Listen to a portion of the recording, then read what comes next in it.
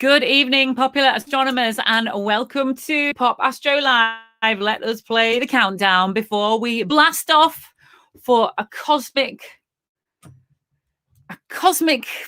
explosion of delights. We have got some awesome guests for you this evening. Let us just play the theme tune, and we are off, gallivanting at light speed across the universe.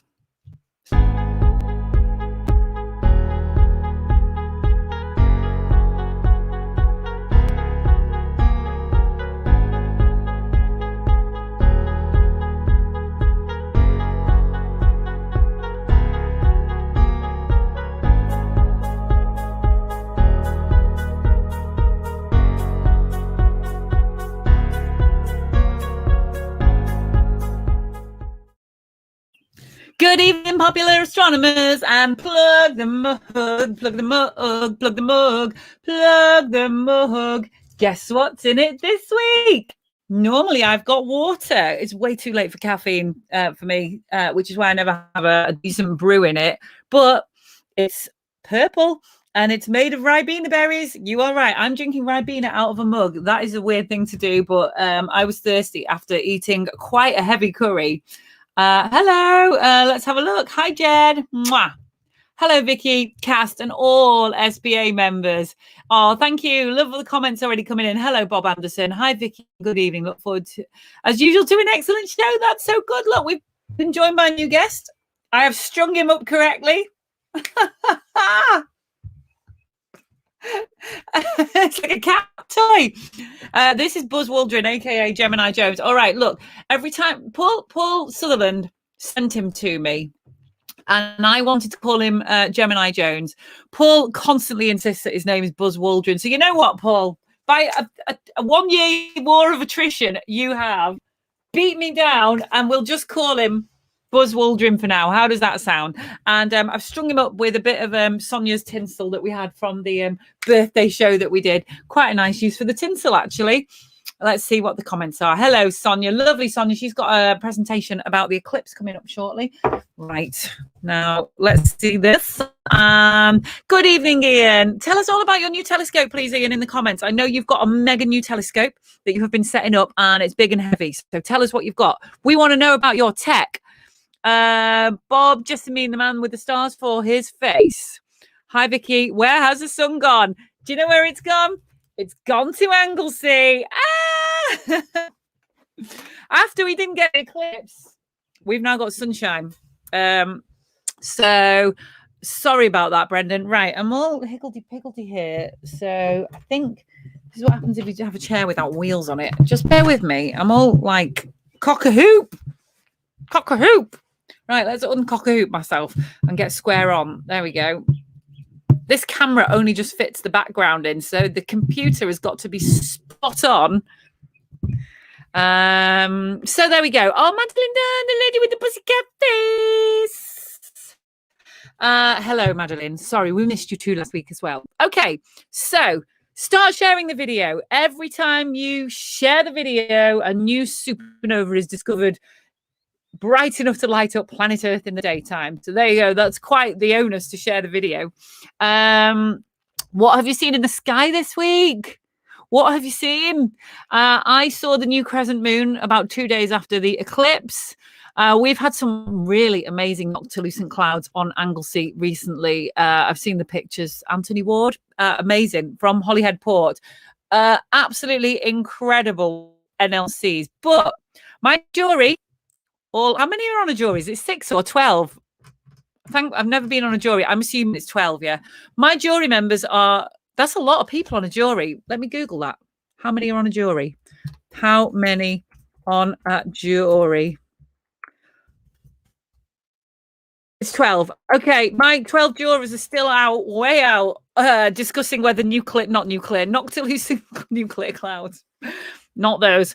Noctilucent clouds are worth getting up and banjaxing my body clock for, because they could just be kind of pretty pollution. And so I've known that they were there, and I've looked out the window, and I just thought, I am not getting up. I've already been to sleep. I am not getting up in the AM hours and looking at my body clock just to see what could just be weird pollution. A bit pixelated tonight. I know, Sonia, the internet's just crashed and I don't know what to do. We've had last minute panic here. We've got cables all over the place. We are at the end of the tether with the internet. It's extra small, extra low tonight, the internet is. And I'm thinking it might just be a glitch because there are no holiday makers on Anglesey. Is there a match on? Is there a match? Maybe it's a match. Maybe everyone's eating the internet. I think it might clear up. These glitches do tend to be temporary, rarely. Grey clouds, also seen from Southport. Okay, so let's have a look. Just bear with me. The pixelation problem. This is what happens when you pay 400 quid for an internet upgrade. It doesn't work. So, hi, Vicky and Sonia. Oh, you've got a profile picture at last, Jed. I've been wondering what you look like, and you look like the surface of the sun, the limb of the sun with a prominence. Better looking than I ever imagined. Oh, I'm pixelated. I'm sorry. I'm so sorry. I think it might...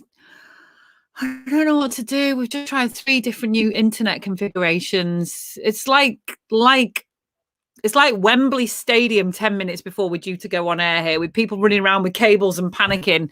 We've tried every configuration and this was the best of a bad bunch tonight. The upload speed said it was 2 megs and usually it's about 7 or 8. So there's something wrong with it tonight. Okay, let's have a look what's happening here. Hi, Vicky from David in Bath. Or Bath if you're from the north. I've missed a few weeks due to holiday, a few birthdays. Looking forward to tonight's show. Bear with me through the pixels. Just brave it, please. Brave the pixels. I saw Jupiter and Saturn Tuesday 3 to 4 a.m. Jupiter was very bright. Saturn was good too. Wasn't awake enough to use binoculars or telescope. Oh, I know. You should all keep some baby wipes next to the telescope. So when you wake up and your eyes are all gummy, you can just give them a little wipe to freshen up your eyeballs. Get the sleep out your eyes. What's this? Oh, Jen, thank you. We did do a really good show. The Eclipse show was excellent, wasn't it? It was just so lovely. I really enjoyed that. It was lovely. Thank you to everybody who contributed. Football is playing. Yeah. Is that why my internet's all gone? What's happening? What matches are playing at the minute? Is it England aren't playing tonight, are they? I'd have a lot less people watching me if England were on. CFAX quality, page your oracle, 888 for subtitles, and Buster Bamboozler is all I remember about CFAX. Okay. Yeah, let me know what you've seen this week. Let's talk about Ian's Celestron. So Ian is a wonderful regular viewer of ours, and I knew that he said if his cataract surgery went well, he would get a new telescope. Now, I don't know how the cataract surgery went, but Ian has got a new telescope, so I'm going to put 2 and 2 together and hopefully get 4, although maths was never my strong point, even basic arithmetic. So Ian has got a Celestron Astro Master EQMD with a Celestron accessory kit and a Brescia camera. All I've seen so far is trees and a chimney, but you've seen them in exquisite detail, better than you ever have in your life. What a beautiful chimney your neighbours must have. Okay, so Netherlands versus Austria. Oh, that's why all the bandwidth has gone, because there's so many Dutch and Austrians around these parts. You know, like the expat community is massive. We've got a little Amsterdam down the road. I don't know any Dutch or Austrian people who will be using all the internet in between here and Manchester, but that's why we have the storms blaming Ian. Okay, right then. So tonight we have got a mildly pixelated show, which I think is actually going to get better, and it's of 2 halves. We have got Sam Solarcan. There's my Solarcan, or at least it's a box anyway. It's very dusty, actually, because it's been on top of the fridge for a year. We have got Sam Solarcan. We're going to be talking about the simple joys of a pinhole camera. Sam will be coming with us just shortly. Then it's the return of Affelia Wibisono. If you remember, we've had Affelia on twice now, and she doesn't hold back. So whatever... Who's that? Hello, videographer Victoria. It's Paul Sutherland. Pithy comments. Affelia goes in depth and she delivers the news to you like she's kind of just like reading the front page of Women's Weekly. in this like really light, friendly way. And the information that she distills is like so technical. So Affelia is going to be going in depth on X-ray emissions from the giant planets. You have been warned. This presentation will accelerate at light speed. And then we've got beautiful bendy Eleni. I've seen her doing some of her yoga moves lately. They are bendy like you wouldn't believe. And Sonia's presentation and the observing forecast, Sonia's presentation is about the eclipse, or eclipses, should I say. So that's good. Right, okay. And breathe. We're now going to go over to a guest. Okay, Sam Solarcan is coming on in 3, 2, 1. Hiya, Sam. Hello, how are you doing? Am I pixelated? Oh, probably not, actually. It's weird. Okay, very good. How are You're you? not too bad. I can understand you. I'm very well. Thank you for having me on. It's a very important weekend for Solarcan, of course, and I don't need to explain that to astronomers, do I? No. Why is it an important weekend? Because Solarcan Day is coming up, or as it's less commonly known, the summer solstice. So when the sun, yeah. I forgot it had another name. Where the sun reaches the highest point in the sky, which is what the Solarcan is all about. So if you've not heard of the Solarcan before, here we are. It's a camera that looks like someone's about to have a drink out of it, but as you and probably many of your viewers already know, that it does take some crazy astronomy-based pictures of the sun. The sun's path passing through the sky. So yeah, we got out. Oh, honestly, sorry, I'm just adjusting my very weird heavy chair here, minding that I don't amputate all of my toes with its big disc of a base. So we put ours up in. It turns out we live in a really inappropriate place to put a solar can up. We had to mount it on the corner of a shipping container on a big long pole, and the pole came down like an axe. So be careful with your solar can setup, because it can you're trying to get it up there and it can get quite hairy, can't it? Yeah, it depends where you put it. Yeah, be careful. Even the ones that fall down or get damaged or crash, they still produce a result, because a lovely thing about these are that they're as much as an experiment as anything else. So when you take it out and you have a look at it, you can read back through the image and you can work out what's gone wrong. So you can say, look, this is where it fell over, or this is where something or other happened, or you can read back through these crazy images. Shall we show some images? I've got my manuals. So yeah, should we talk just a little bit more briefly about what the Solarcan is, so everybody knows? People who've never seen it before, absolutely. Okay. Thank you for having me on again. The Solarcan is my invention. It's originally a workshop idea. It uses a type of photography called solography that's been around for about 20 years now. And what the Solarcan does is turn that into a commercial, easy to use, purchasable product for people who don't have their own equipment at home to make this sort of thing with photographic paper and whatnot, or a little bit unsure of how to do it. So what it does, even though it looks like it's something you drink, it's very light. It's an extreme time exposure camera capable of capturing the path of the sun over days, weeks, months, or years. If you're a bit confused, the sort of pictures it would capture would look like this. So this is one of the very early prototype ones, the ones that I happen to have printed up quite large here. And this is a couple-week exposure of the sun passing through the sky. You see these lines here? There's several lines going through the sky. Some are dotted, some are thick, and some are black where there isn't a line. That would be a complete cloud cover, or no cloud cover, or partly cloud cover where the cloud is coming in and out of the path of the sun there. And you can see some very strange landscape detail in the front, and maybe trees and branches and a river in front of it there. So that's one example.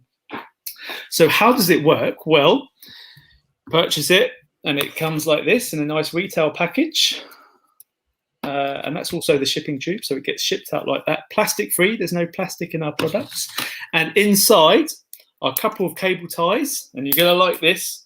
Astronomers like this.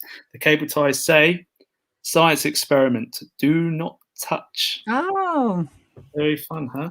And you use those cable ties because this is a recent addition from the last 4 or 5 months. So probably your one didn't have this, Vicky. So, but now they all come with these, and you use the cable ties to tie it to a drain pipe, a lamp post, a fence post, or wherever's most convenient in your house, or maybe somewhere that you have permission for. Make sure you always get permission, and then you remove the black tab. There'll be a black tab there.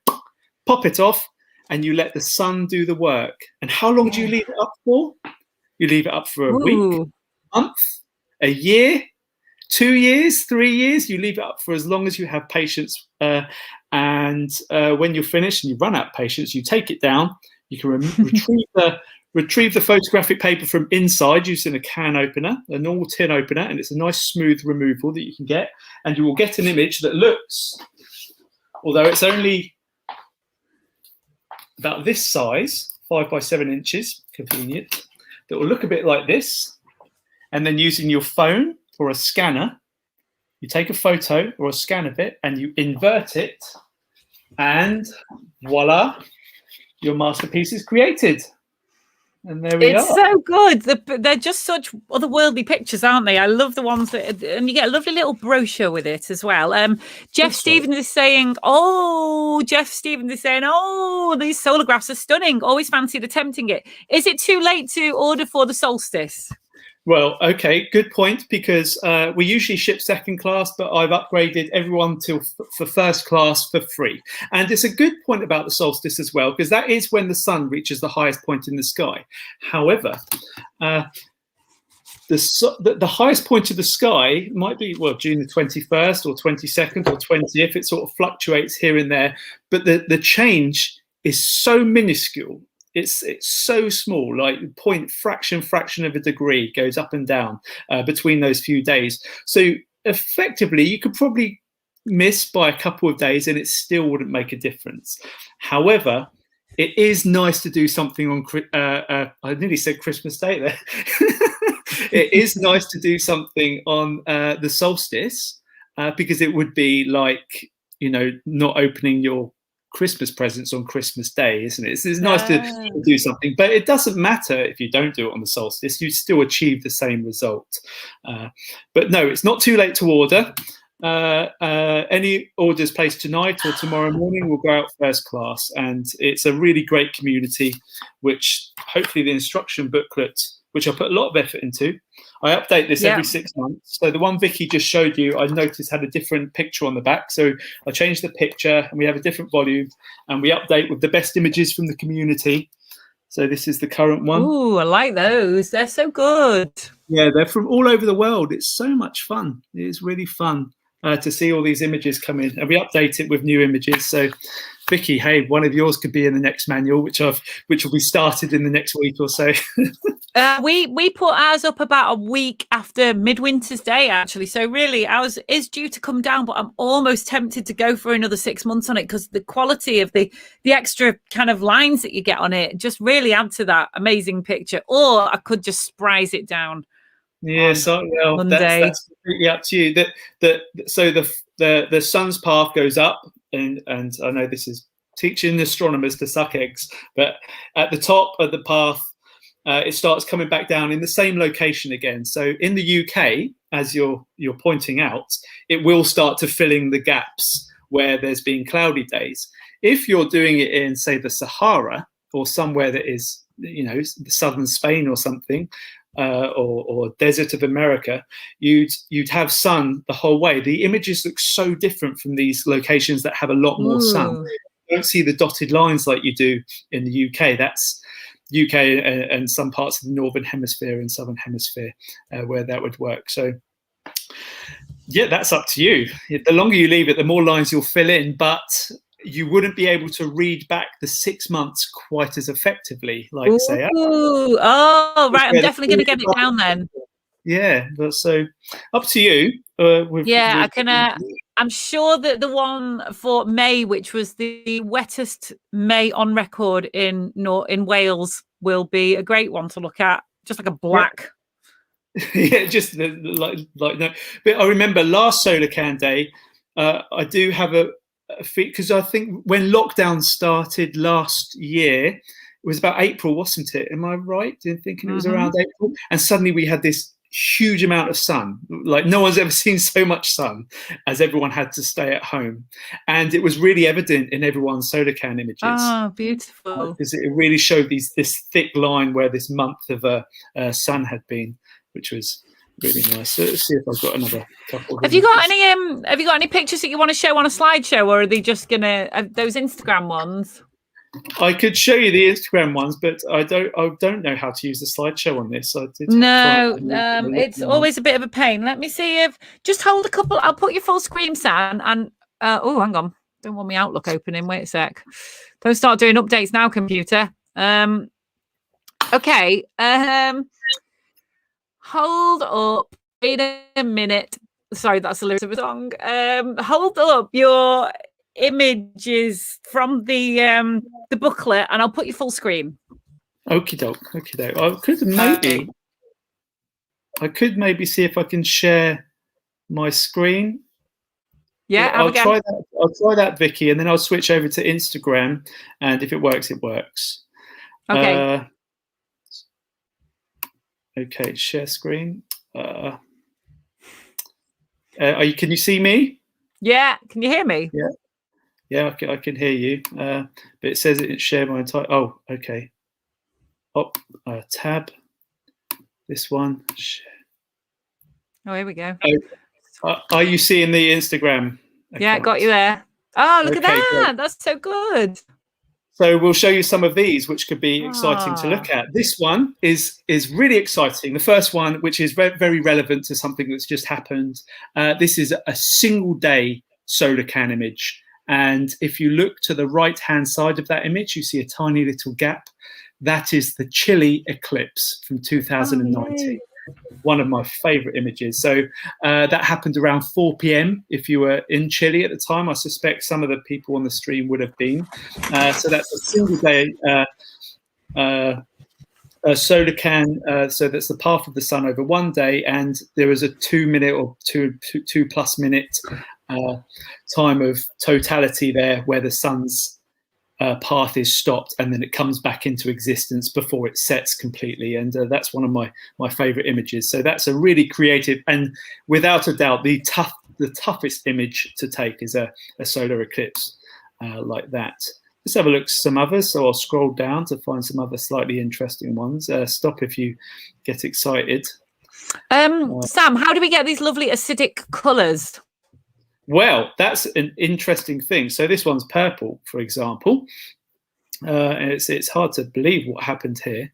But the different colours that you see generally are because when people process them, they're using all sorts of different equipment to process them. And when you scan, your colors of different scanners or different photos from different cameras can be ever so slightly different from others. So when you do that invert, they can look different. However, people still do like to play with colors. So we like to say Solarcan is at the intersection between astronomy, photography, and art. So you've got your photography, your photography moment where you've got a camera and you learn about pinhole and aperture and light and optics and how that passes through and works on the photographic paper inside. And then after that, you start to realize how the sun has moved across the sky. So that's your astronomy part there. So it's the easiest astronomy camera that you can use. And then when you process the image, you become an artist because you're creating your piece of art there. This one in particular is an exciting one because I'd not seen this before. Someone installed a Solarcan in Verona, Italy, and then brought it over to London for another 6 months or something like that. Clever, clever, clever. So it's like a double extreme time exposure photograph. I've never seen anything like it. Absolutely wonderful. Good Lord, even their the Verona one, even their midwinter's trace, the lowest one is almost as high as our midsummer. Yes, because of Verona, further south. And that's a wonderful example of how astronomy can be read back in this sort of thing. Wonderful. Here's just another experimental one. So this is 10 days in Tenerife, so moved around. the solar cameras moved around from location to location for 10 days. And that's an experimental one. Maybe people like to be experimental. This is perhaps in my top 3 favorite of all time. Last summer, I got a lovely email off a gentleman who was working at the British Antarctic Survey. And he said, yes. "Oh, I took a Solarcan to the Antarctic. I thought you'd like to see my results." And well, it blew my mind. It absolutely blew my mind. There it is in the Antarctic there. Lovely. Looking in that direction. So, you know, it's been on every continent in the world, which is just absolutely wonderful for me. Sometimes so Sam, they go you've wrong. got... Oh, they go wrong? Yeah. Oh, okay, let's have a look at some outtakes. Yeah, the blooper reel. Yeah. Sometimes they go cameras. wrong. But even the ones that go wrong, it's still an experiment. It's completely beautiful. This was left in a very wet place in northern Western Australia, I believe. Am I right? Soggy environment. It's New Zealand, or is that Australia? But anyway, a very soggy environment, so a very, very wet environment where water was able to seep in through the pinhole. This is very difficult to achieve, even though some people may consider this a failure. I think it's a really beautiful result and something to look at and something to I would enjoy. definitely wear that print. I would love that on my shirt. I will let Jess Jess wear know, that on a and shirt. maybe you can commission a shirt. That's a great idea. A shirt, isn't it? Yeah, no, I agree. Absolutely. That could be. So, Sam, you've released the Solarcan colour. That's right. So let me stop sharing the tab. And am I back on? Yes? Yeah, you are, yeah.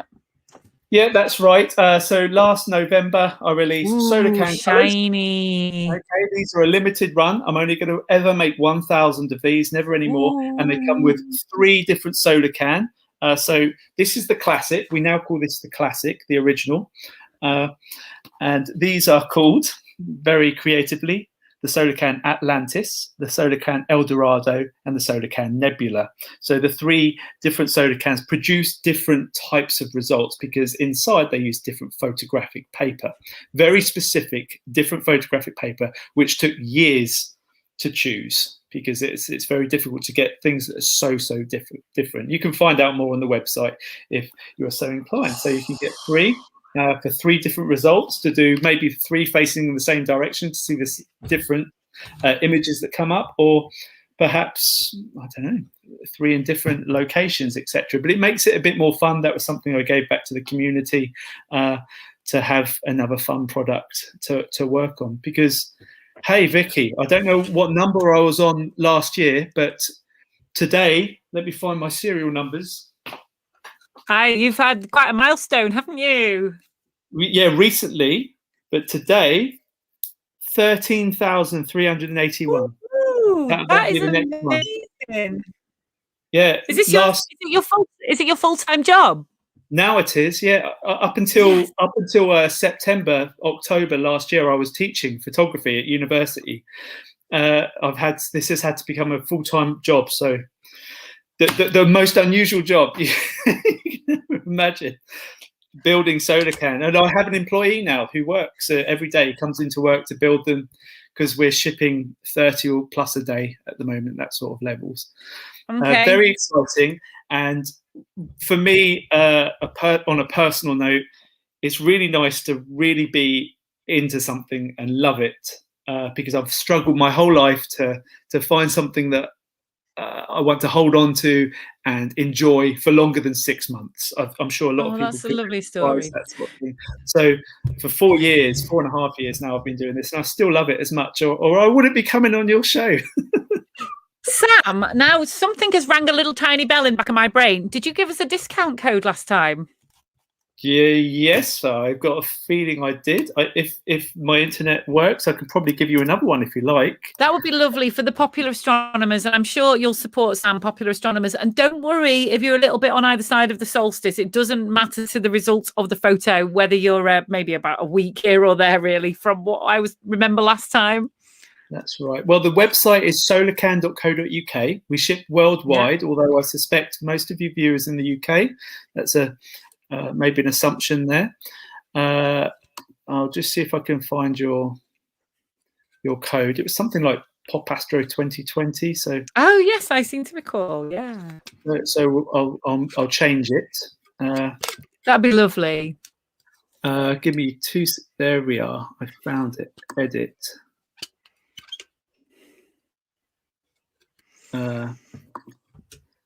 One. Okay, I've set it as a 15% discount. Wow, yeah. That's lovely. Yeah, Pop Astro 2021. Right, with so code. When you're at the checkout, when you're at the store, there'll be somewhere to put a coupon code and use Pop Astro 2021, and that should work. Okay, I'll stick that on a banner. Use code Pop Astro 2021 for Solarcan discount. Sam, it's been a pleasure chatting with you today, and hopefully see you next year. Yeah, I look forward to seeing your image, Vicky. If you take it down, just drop us a line if you need any help. I enjoy that. I'm going to do that. Well, I think possibly my astronomy teacher, Malk. Hi, Malk. I know you're a regular fan of the show. Malk has joined the SPA, by the way. I've got another one. I've got us another member, Robin and Paul. I'm earning my keep. Apparently, he's can get the records, the weather records for Anglesey, and I'm really interested to see if all that sunshine and rain record tallies up with the etchings on my beautiful Solarcan image. Oh, if you could annotate it, that would be incredible. Whoa, there's a project for me. It's been ages since I've done anything like that. I will annotate the Anglesey weather for you, and that would be lovely. Sam, it's been a pleasure. Thank you very much. Thank you, Vicky. Have a lovely evening. Bye, Sam. Bye. Yes, I will. Thank you. Bye. Bye. Oh, we love Sam. That's really great. So if you want to get your Pop Astro 2021 discount code for Solarcan, please support Sam. There aren't many people I can imagine anywhere in the world who make a full-time living out of an astronomy hobby. So let's support Sam as much as we can. I ordered before the code. Oh dear. Don't know what to do about that. Maybe Sam will sort you out. Thank you, Sam. I will visit the website after the show. Okay. Right then, where is he? Hang on a minute. Wait a minute. Where's the sloth gone? The sloth is coming. We've just got to play his little theme tune, and then let's find out where Cosmo's been. He's been flying around the solar system, or maybe a bit further. But to the casual observer, he's a mithering, pestering sloth. Where have you been to this week, Cosmo? Cosmo, where have you been? 3 clues. Only answer after the clues. Cosmo over and out.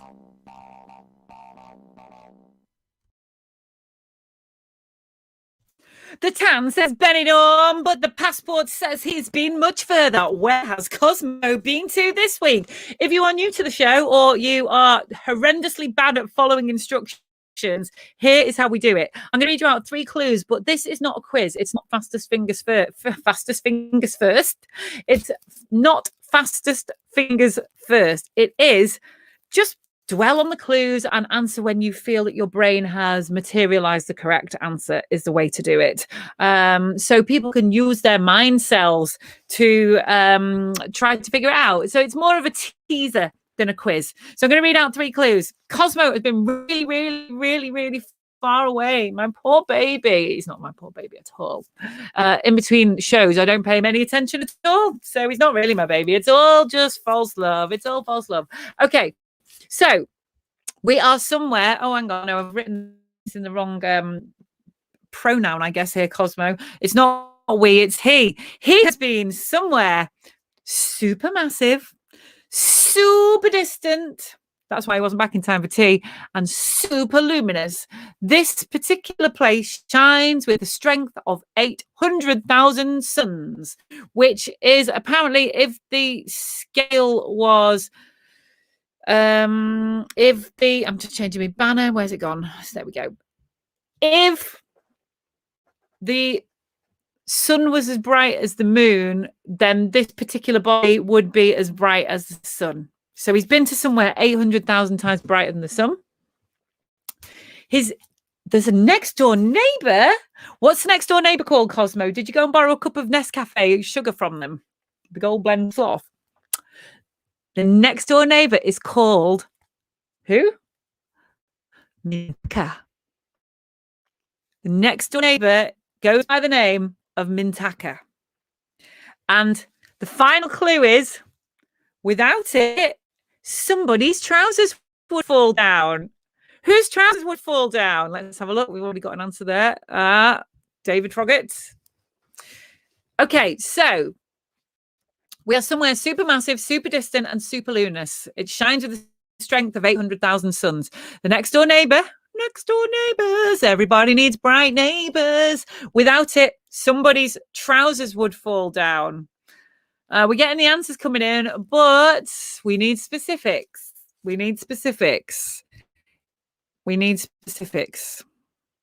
Vicky, your image is terrible now. I don't know what to do. I just honestly don't know what to do. What can I do? I've done everything. Just bear with me. Pretend it's a radio show. Close your eyes and pretend it's a podcast. You're not missing much. You're just missing a girl resting her head on a sloth. Right. Okay. So we need to be more precise here, please. And in the meanwhile, we're going to go over to Affelia, and hopefully that somebody gets the right answer. So Affelia, apologies about the image. We're coming in 3, 2, 1. Hi, Affelia. Hi, how are you? Hey, it's really good to see you. This is your 3rd appearance on Pop Astro Live. Well done. Thanks very much. What have you been up to then? Have you been enjoying being free out of lockdown? I guess. Yeah, I haven't really done anything new since restrictions. I don't know. I've just been working on my PhD, to be honest. Finished my 2nd paper, so hopefully that should be out soon. And yeah. What's your PhD on?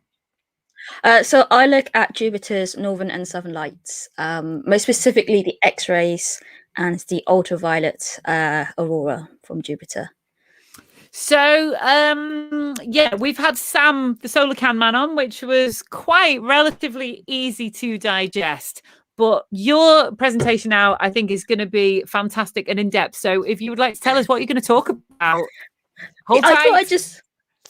I thought I'd just tell you a bit more about other planets that give off X-rays. So first time I was on, I talked about Jupiter's X-rays. Jupiter, out of the planets in our solar system, is brightest in X-rays. So not only does it reflect X-rays from the sun, it also has these aurora that give off X-rays. And that's what I sort of mostly spend my time studying. But other planets give off X-rays. So Venus, for example, Mars, the moon gives off X-rays. So the moon fluoresces in X-rays. But I'm mostly interested in the gas giants and the ice giants, so the really big planets. And very, very recently, actually, I was part of the team who discovered X-rays from Uranus for the very first time. That was really exciting. So we've been looking for these X-rays from Uranus for the last 30 years or so, and finally we found it. And there's a bit of a mystery. So we know that, well, we thought that Uranus would reflect solar X-rays just like the sun, but we found more X-rays than we should have. Uranus was brighter than we thought it would be, and so now our job is to try and figure out why that is. So could it have X-ray aurora like Jupiter, or is it just reflecting off more X-rays than we thought? So maybe there's something in its atmosphere that's reflecting more X-rays, or could it come from its rings? We don't know yet. But something else that I've been part of is late last year. Do you remember the conjunction between Jupiter and Saturn? Oh, it was lovely.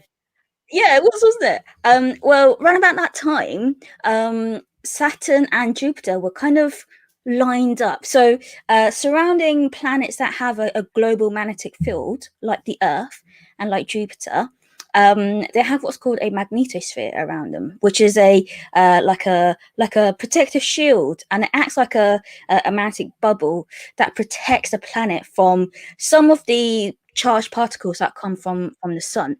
And Jupiter's is so big it actually reaches out to the orbit of Saturn. So Saturn is about 5 astronomical units away from Jupiter. So there's this structure is absolutely huge. It's the largest coherent structure in the solar system. And in October, November last year, Saturn was actually inside Jupiter's magnetosphere. And so it was kind of shielded from all of this stuff that the sun was sort of, releasing out into the solar system. And we wanted to know, or we wanted to see if Saturn would release more X-rays. So we know that Saturn reflects solar X-rays like Jupiter. We know that its rings fluoresce as well. But we haven't found any aurora, X-ray aurora on Saturn yet. And we thought, this is our chance. And what do you think? Do you think we found these X-ray aurora on Saturn? X-ray aurora on Saturn. Wow, what a great sentence. I'm going to say yes. No. Oh, you got me excited then. I know, I'm really sorry. So again, we've been looking for X-ray aurora on Saturn since the late 70s. And we're still looking for them. But we think maybe there's something around Jupiter that's making these particles that go into the atmosphere so energetic that they give off X-rays. We don't know. It's still a mystery, but I think it's an exciting mystery. Okay, wow. So what kind of equipment do you use to detect these things then? We use space telescopes. So mostly we use XMM Newton, which is a European Space Agency telescope, or we use Chandra, which is a NASA space telescope. They've both been up in space since 1999. So they're quite old, but they're still working well. But hopefully in the next 10 years, we'll launch some new X-ray telescopes that will be more powerful and hopefully detect Saturn's X-ray aurora. So I know this is not slightly related, but whenever I think of the poles of Saturn, I always think of that crazy hexagonal storm that's happening at the bottom there. What is that actually doing? Yeah, so that's a storm on Saturn, right? So I guess it's a bit like the storms you find on Jupiter, or storms you find here on the Earth. And I think there's a unique sort of wind pattern that makes that storm the like a hexagonal sort of shape. But they're lower down where you find the aurora on Saturn. So now I might have missed this because there's a lot of information to take in. I am doing technical stuff in the background here, so apologies. When Saturn was inside Jupiter's magnetosphere, did this affect what was happening there on Saturn? Yes. So we know that Saturn occasionally or usually gives off radio waves. And again, it's the interaction with with the sun, with all these particles that are traveling down into Saturn's atmosphere. When Saturn is inside Jupiter's magnetosphere, the radio emissions stop. So we know that Jupiter's magnetosphere is having an effect on Saturn. Okay, so that's pretty cool. I'll remember that when it comes up in a pub quiz. We also hope that because the sun has a solar cycle where it's more active at one point of its cycle and then it's less active, because last year the sun was quiet. We're hoping that we can get more time to look at Saturn when the sun is a bit more active, and so we've got more of a chance to find its aurora. And so the paper that you did on Uranus, just give us a little brief recap on the X-rays that you found there. Yeah, so we predicted that Uranus was going to be hit by a solar storm. And we know that the auroras on the Earth and on Jupiter brighten when they get hit by a solar storm. So we were hoping that will, give us a better chance of finding aurora or X-rays on Uranus.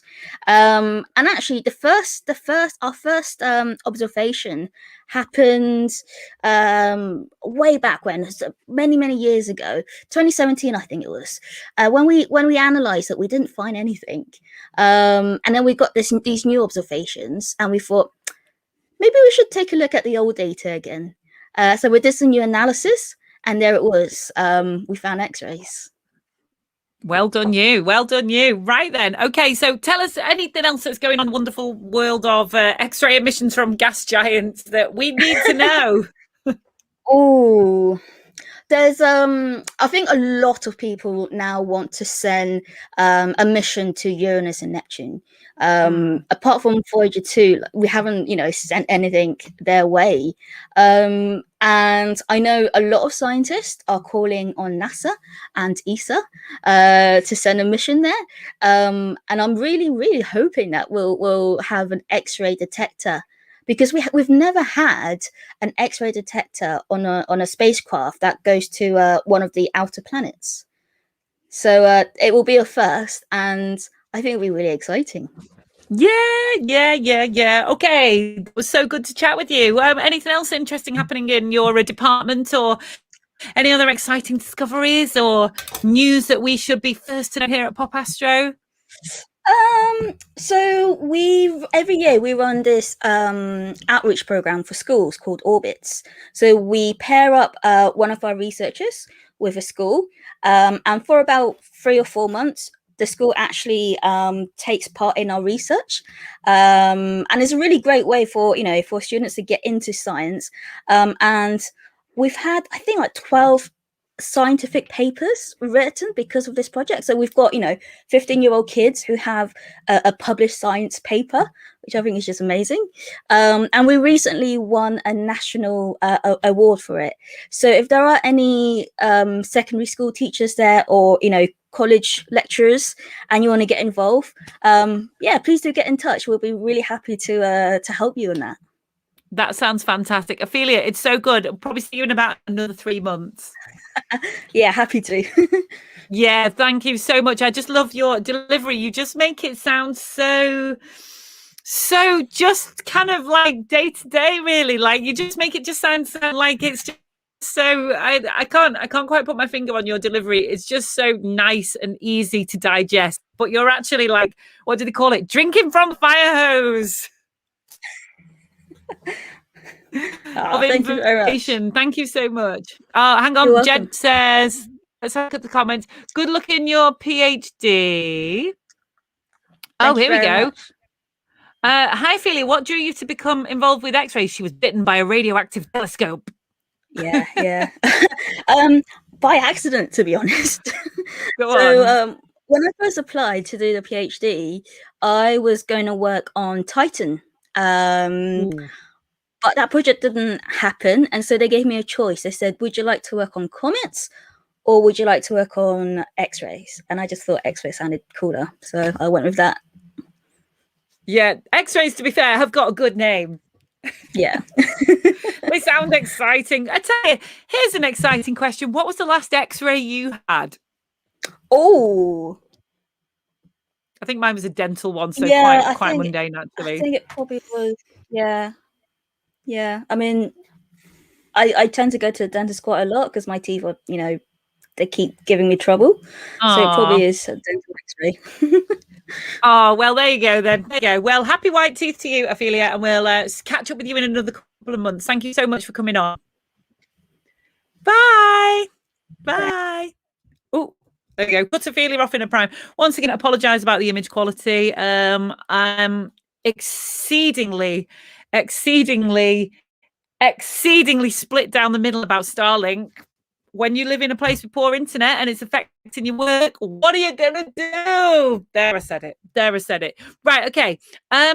Somebody's missing from the show tonight. Eleni is not coming on. She's just messaged to say she's had a really rough day and needs to recharge her batteries. So Cosmo will send a kiss. I will send a kiss, and I'm sure all the Pop Astro viewers will send a kiss. We love Eleni. She's so great with her amazing space news. Sonia, this means that you're going to be coming on in a minute. So do you want to join us in the green room? Because your time is nigh, actually, because there's no way I can fill for 10 minutes, is there? Oh, hang on. Cosmo has been somewhere. His head would go purple if I put him in the Ribena. Right, so the clues were... the clues were... He's been somewhere supermassive, super distant, and super luminous. The place where he's been shines with a strength of 800,000 suns. If that is one sun, imagine what that turned up by nearly 1 million would be. I'm looking good from the world. Thank you, Jed. I'm good from every angle, to be honest, at the minute. I've been doing so much exercise and I've been in the sun. It's just wonderful. Had a beautiful midsummer swim today. It was wonderful. So Cosmo has been somewhere that's almost 1 million times brighter than that. His next door neighbor was Mintaka. And without it, somebody's trousers would fall down. Where has Cosmo been? Cosmo has been to dun, dun, dun. Have I got a belt on? No. I was going to show you my belt. Alnilam. Alnilam is the middle star in the famous 3-member belt of Orion the Hunter. The belt is so easily recognizable because all 3 stars are spaced evenly in a roughly straight line and appear to be about the same brightness, except they're not, because Alnilam is really far away, something like 3,200 light years. It is really, really far away. And that is the buckle in Orion's belt. Well done to you. Let's see if anybody even came close. I did see Alnilam. Let's have a look. Somebody said it. Yo, John Morrell. Well done. Cosmo, give you a little kiss. Because a kiss off Cosmo is one of the most treasured things an astronomer could get. I think Madeline Dunn might have been the first one, although that does say Alnitak or Alnilam. I can only take your first answer, I'm afraid. And Gwyneth said Alnitak. Close, but no cigar because smoking indoors is banned. Okay, well done to everybody who participated in Cosmo. We're now going to have a look. Oh, geez, where's my necklace? Let me just go and grab my necklace. Hang on. Oh, nice to get them headphones off. Where is it? Oh, no. Oh, no. Oh, dear. Right. Can't find it. Can't find my SPA necklace. It's around somewhere. We're just going to have a look at some of the great merchandise you can get in the shop. And in honor of last week's eclipse, Sonia, we're ready for it, darling. We are going to just have a quick look at the wonderful bling you can get from the Pop Astro shop. I figured out how to do a screen share. Eclipse Theory Pendant. How about this? Can you see that? So this is the Eclipse Theory Pendant. It's very good value. How much is it? It's like cheap. It's only $11.99, and you've got this fantastic. Wow, it's got this pendant shows the alignment of the sun, moon, and earth for both solar and lunar eclipses. Wow, the hatched area shows the shadows of the moon and earth. Impress your friends with your knowledge of the heavens as you admire your jewelry. MB, not to scale. I reckon that's a Paul Sutherland pithy comment. So if you fancy a nice bit of bling, or you know somebody in your life who will be delighted with that present, we need to talk frankly here. It's not difficult to mess up somebody's birthday.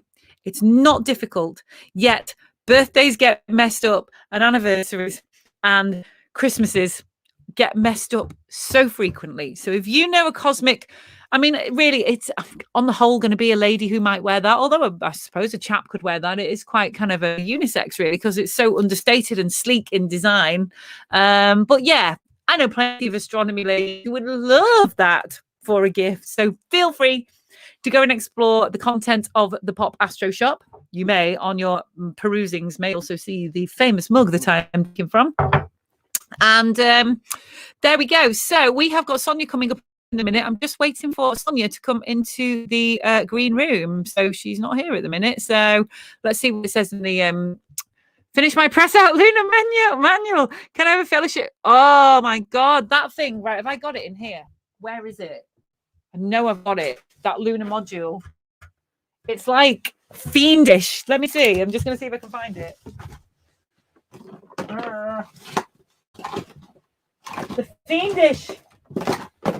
The fiendish lunar module, which I still have nightmares about. No.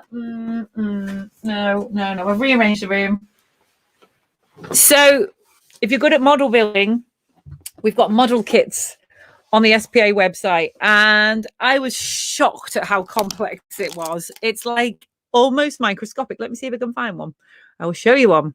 So, well done to David Hargreaves, who's actually finished that. As you must have very steady hands. Where is it? Let's have a look. Oh, geez. It's only a tenner. Look at that. Build your... Can you see it on the screen? No, share the screen. Look at this thing. David, that is a feat of brilliance.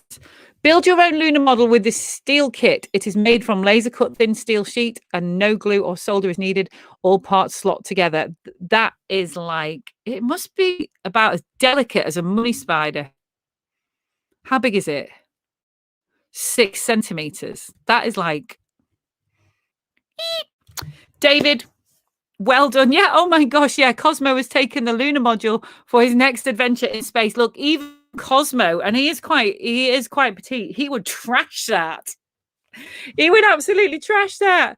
Right. So that is available in the shop. What else have we got in the shop? We have also got, how's my internet? We have got, oh wow, we've got like 4 pages of merchandise. Oh, there you go. That's the one I got sent. Traumatic trying to make that on camera. I thought that it'd be a real good bit of fun for me to try and make that shuttle with my bare hands live on camera, and it was just awful. I remember being scared of folding the thing over, and that little kind of window area was terrifying as well. But if you are good at model making, this thing shouldn't be a problem to you. It was my first ever model. I mean, my paper aeroplanes are just utterly terrible. So this is Pop Astro Live. We are now going to go over to lovely Sonia. I can see her combing her hair.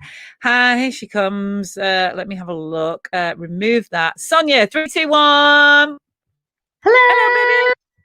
Hello. I've got something all to show you. So I'm going to go live. Just bear with me. Facing back. See if this works. Hoping it does. Oh, what's going on here? Has that worked? Yes, it has. And let me just see if I've got it. What she got? Yes, I have. I don't know if you can see it. Come on, where are you? Oh there my we God. Have the moon, everybody. It's the real live moon. Well done. Hey, that's great, Sonia. There we go. Oh, that's really good. We have the moon. There What's we go. happening with so the I've moon? just been... What phase is it in, Sonia?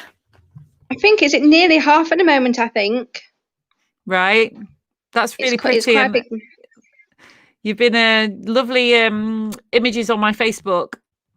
I've just taken some more as well, so I'll be uploading some more. Just waiting for it to go a bit darker because they're just a bit light at the moment, the photos. So there we have it. I thought I'd get the moon tonight for everybody. There we go. This is what I use. This is... Oh, let's see what you got. There we go. The big, huge Dobsonian with the... there we go, as you can see. Hello. The 10-inch mirror as well for it. It needs a clean, which I intend to get it cleaned and get it sorted soon. So let me see how I just go back live. Oh dear, how do I change this now? Edit. There. Oh dear. It's okay. We can look at your table. I've got a large little clean table. Yep. Oh goodness. Oh, she's gone. Sonia, just follow the link on your laptop and go back around. I was going to mention something then. The perils. Popular astronomers, what do you feel about how your friends on Facebook must feel with your really in-depth posts about astronomy? and your multiple images and stuff that, let's face it, a lot of people aren't going to. Excuse me, Cosmo's just fell and his rope slipped between my fingers. Like when I follow Sonia on Facebook, my Facebook gets a lot of moon images, and it's like I love it, but wonder how members of the not so educated general public feel about having their Facebooks flooded with very in-depth technical astronomy imagery. Right, okay. Sonia has disconnected. I can only guess that she's having technical problems. Sonia is lucky to have clear skies. East Sussex is cloudy with thunderstorms. What are we going to do?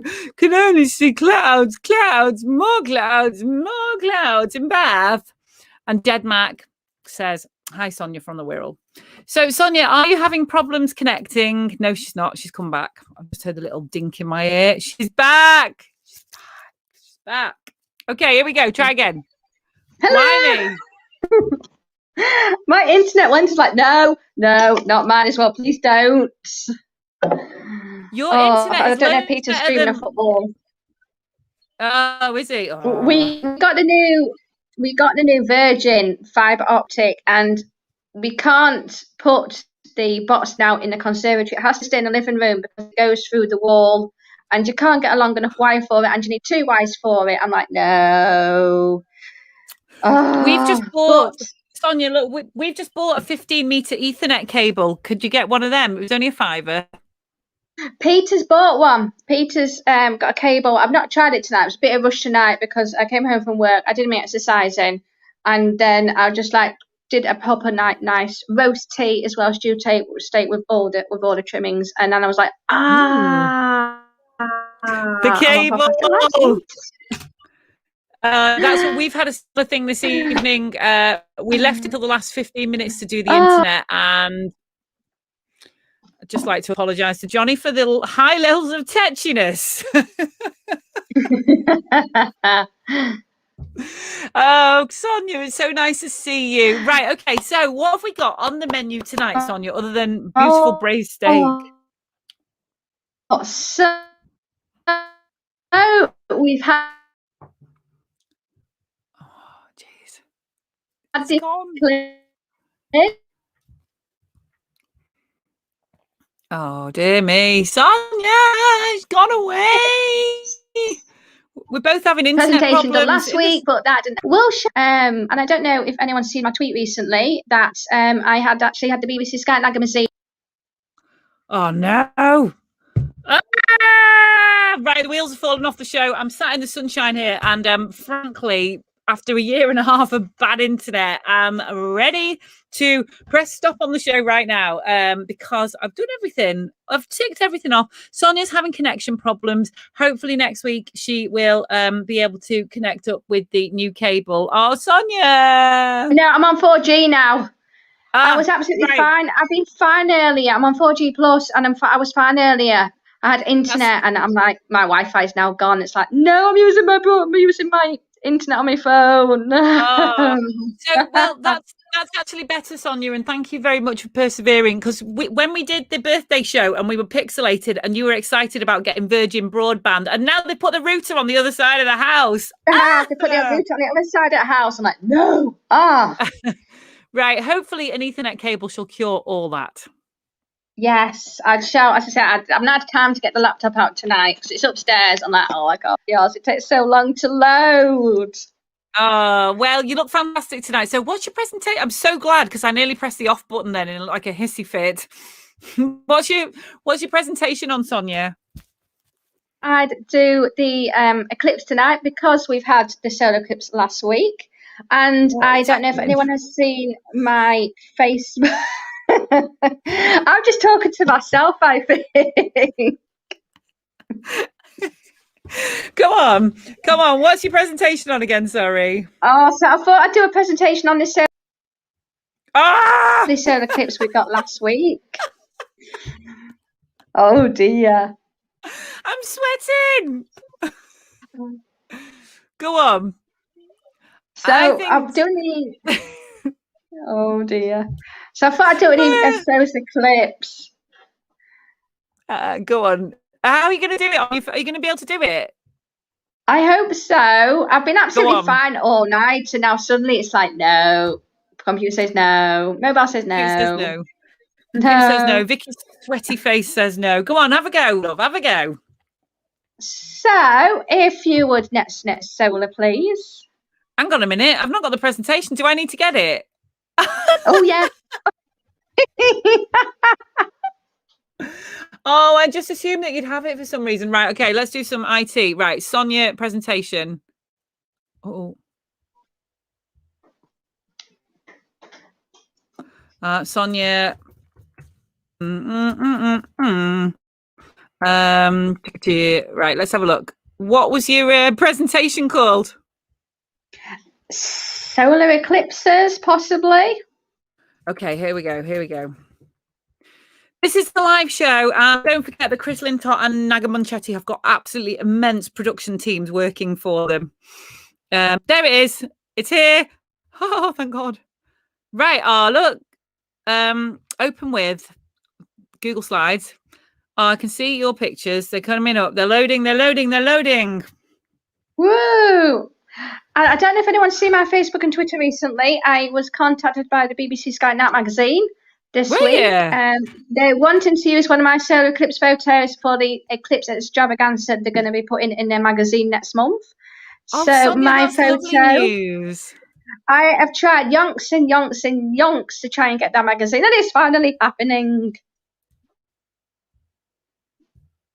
Right. I've got your eclipse now, but are you going to be here for it? So, here we go. So well done on the sky at night picture, because I know that's the highlight of many an astronomer's life. So well done.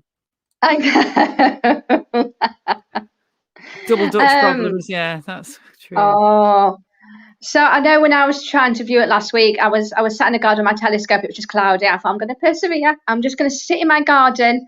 And then the last 20 minutes before it finished, the sky gods were like, do you know what? She's waited so patiently. I'll give her some blue skies. And I got some blue skies for these 20 minutes. I missed the ending, but I managed to get some photos. I was absolutely, yeah. So during the cloudy skies, I was just taking photos of bees on flowers and, bees on grass. Well, there you go. Practice your macro skills. Happy. Go on then, Sonia. Let's have your eclipse presentation then. Back to basics for the beginners.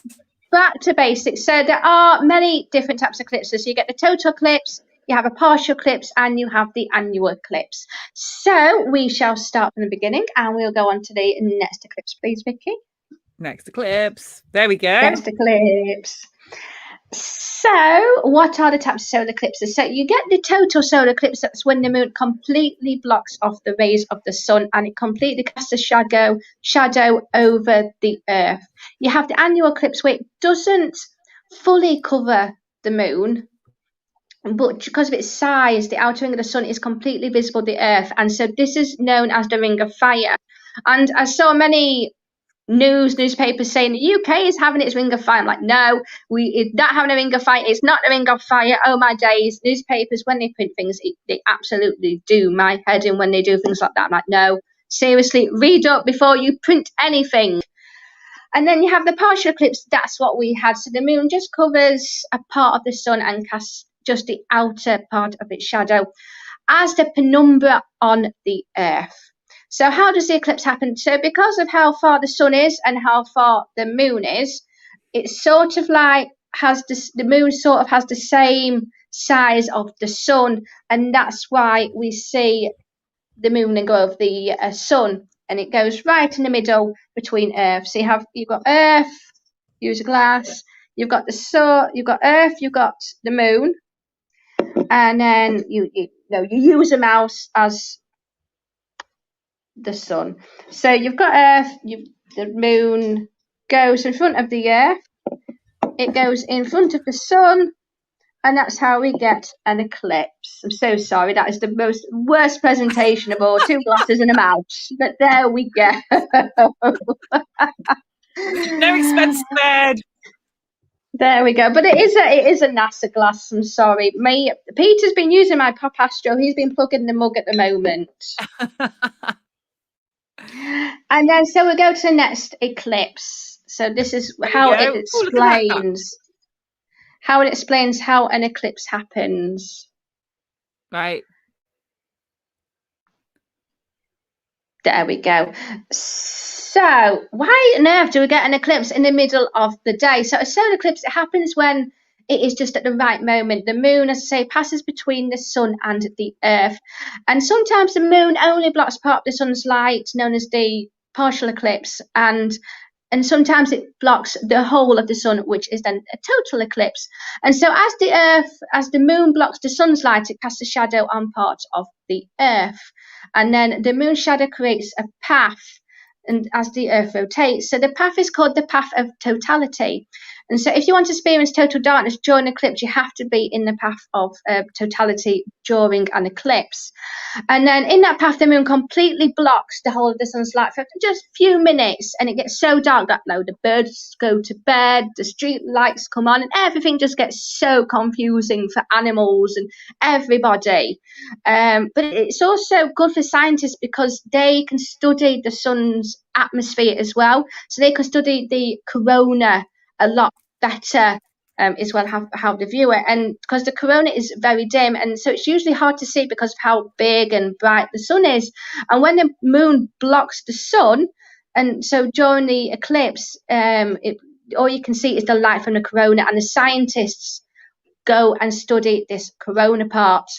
And so the total solar eclipses over the land are where people can see them, but don't happen very often. But when they do, the moon gives scientists as well a glimpse, and the corona's beautiful streams and ribbons, and that's how solar eclipses happen. Ta-da! So we will go on to a very, very, very important part of how you observe the sun. Very good. There we go. So if we go to the very last slide. So how should we observe the sun? So you should never, ever, ever look directly at the sun with or without magnification unless you use an appropriate and undamaged filter. So I had a special filter on my telescope and I was able to see the sun. And I actually have special tape to sellotape it so it doesn't peel off. Because if just a little bit was to come off, it would damage my eyes. Never leave a telescope or binoculars pointed at the sun unattended, especially if you've got kids going around and they were like, oh, what's this sort of thing? Please be safe with little children with them.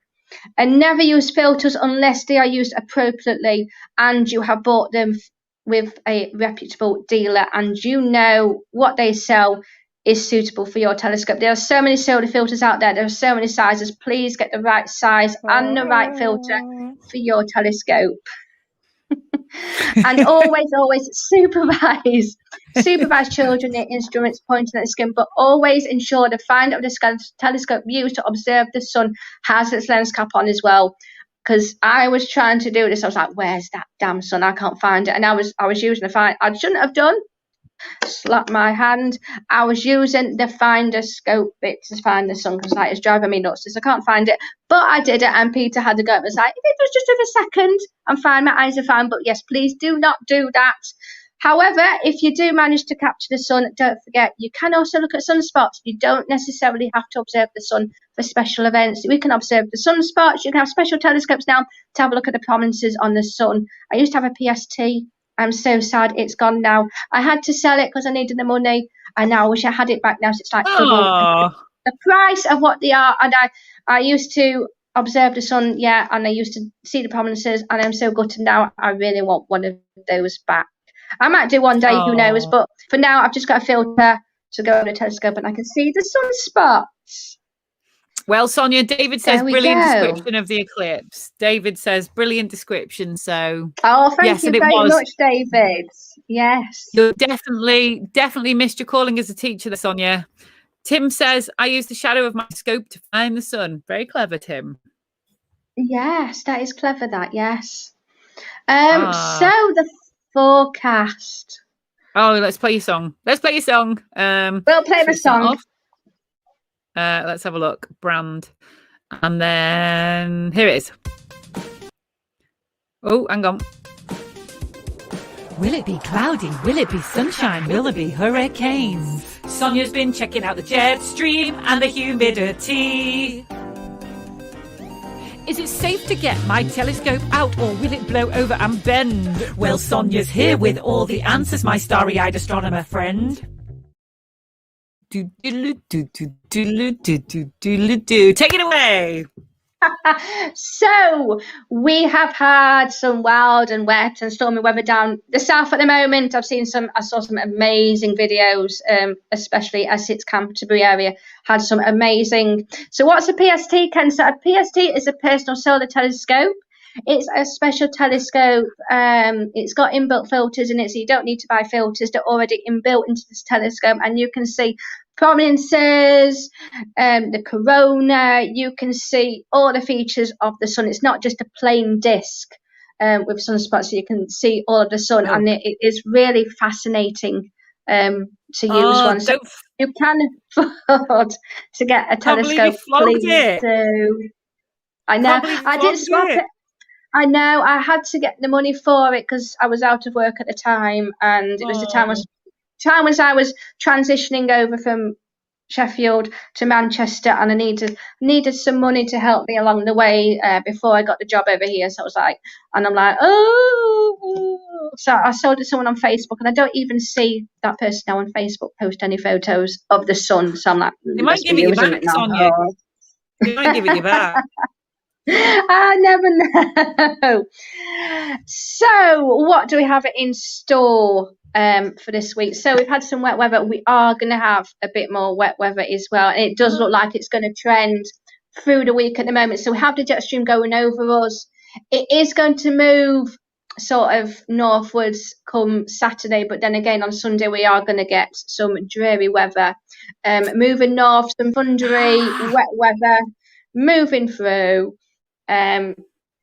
So tomorrow night we are going to have, especially it's like cut down the middle sort of thing. So there is an area of heavy thundery rain moving upwards, but we don't know how far north or west it will get. Wales is going to be fine.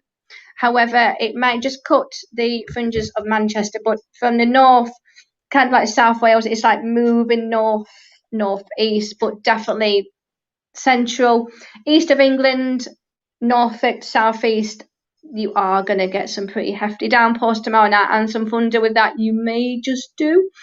Saturday night, it's sort of like a 50-50 sort of thing. We're going to get another splash of rain coming from the south again, I'm afraid. The east of England is looking best tomorrow night till about 10 o'clock, and then we are going to see that move forward. So Scotland, you will get patchy cloud, so you're looking the best of the bunch at the moment in Scotland. Sunday, that rain pushes through up to Scotland then, leaving the south dry. However, there will be the odd shower about, but by 7 o'clock it should be dry then south of England.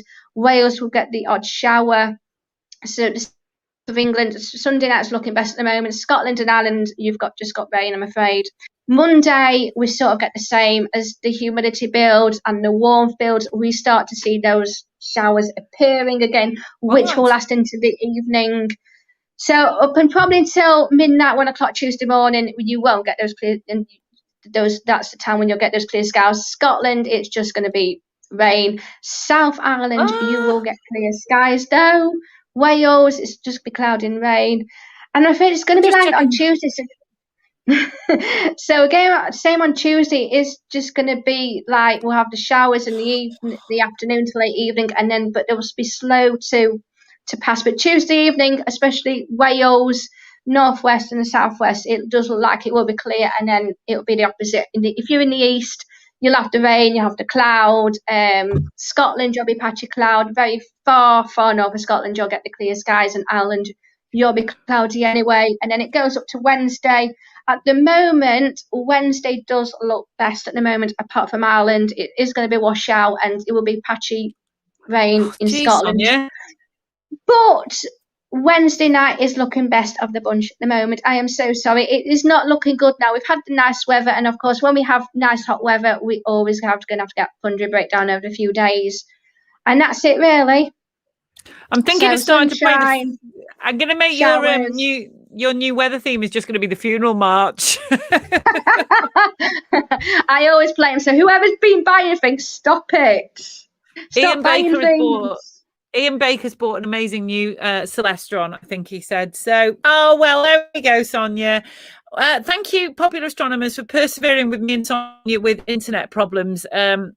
You don't realize how tricky it is because basically your internet is good enough until you start using high-powered streaming applications such as this software we are on now, and it obviously eats a lot of bandwidth that we don't have in our properties. So thank you for persevering with us. It's very kind of you. Through the thick and thin, it's a headache for us, but thank you so much. And who knows, one day soon we might have it all sorted out. So I'm afraid I won't. Thanks, Jed. I'm afraid I am having a hot tub party at a friend's house for the weekend. So I am packing my things and I'm getting very excited to go in a hot tub, have some drinks and get a takeaway for the first time in a year. Oh, Sonia, that's so lovely and so well deserved. Oh, I can't wait. It's a friend's birthday, and last year it was in lockdown. So the ladies on the Saturday, and then a Sunday, husbands and friends will be going eating up. Right, Sonia, you keep on breaking up, and I'm sure I'm cracking up as well. So we'll end the broadcast now. Oh, what a shame. New sort of things. So yeah, Sonia, sorry, you're disappearing, my love. You're fading in and out of consciousness. This is how it must feel to be dying when you can only just hear glimpses of conversation, or perhaps even in a coma. So thank you for persevering with us, Sonia. Stay on the line, and she's gone. She's gone. Sonia, I love you. I'll see you all soon, popular astronomers. See you next week. We're gonna ring up the she's come back. Bye. She's come back to life. We're going to ring the internet people up and see if they can sort us out a better option, because there are different ways that they can help us out, but they've got to be very, very accommodating for us. Can you all put a comment saying how the internet people should give me more bandwidth, and I will send it on an email to them? That'd really help, actually. Drop in the comments. I have got to put an argument forward to the internet people about increasing my bandwidth here. It is possible because there's a line that comes into this caravan that has got 55 megs. But that's a CCTV network, I've been told. Drop in the comments. I'll cut and paste them into an email, and I'm going to try my blooming best to get decent internet. By hook or by crook, because it's getting me on the joke now. I love you all, popular astronomers, and see you soon. Bye from me and Sonia, and hopefully Eleni will be back with us next week. Bye.